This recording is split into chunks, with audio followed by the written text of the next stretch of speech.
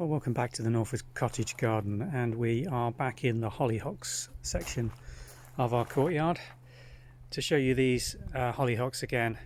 They've now been flowering for about 3 weeks, and we've still got a very good show on display with a whole range of colours from the deep reds right the way through to the pale pinks and yellows. We've got some really interesting different shades. And at this stage in their flowering, these plants are almost up to the 7 or 8 foot height in their flower spikes, and the lower flowers now are setting seed, which is starting to dry and can be collected very soon in the season now. This particular planting has been really successful. I say planting because these are all self-seeded plants that have just been allowed to establish in this area of the courtyard, but looking through this, you've got a lovely run going right the way back up towards the gate of 7 or 8 foot hollyhocks in a variety of shades, and just the contrast looking through that is really pleasing.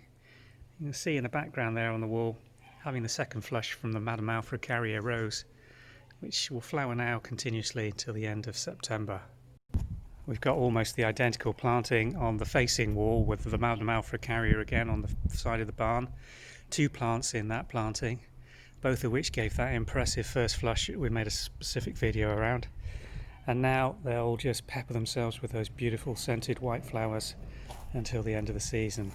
And the underplanting going down towards the vegetable garden, again this lovely array of wild seeded hollyhocks. Again, look at the height on this one, particularly on this corner. That must be a good 9 or 10 feet with those pink flowers coming out at the end. Absolutely beautiful. We'll just run you around to the other side of the courtyard and just show you the run of hollyhocks we've got in that position.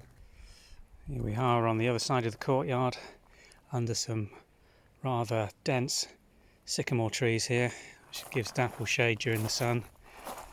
And along here again we've got this lovely mixed planting of hollyhocks, some doubles in here, some singles. And this one's particularly interesting. It's almost over now, but a lovely double. We will be collecting the seed on that one. On the back row we've got this rather nice rambling rose, giving a bit of depth to the colour, and the hollyhocks run right the way up the base of this wall, all naturally seeded here.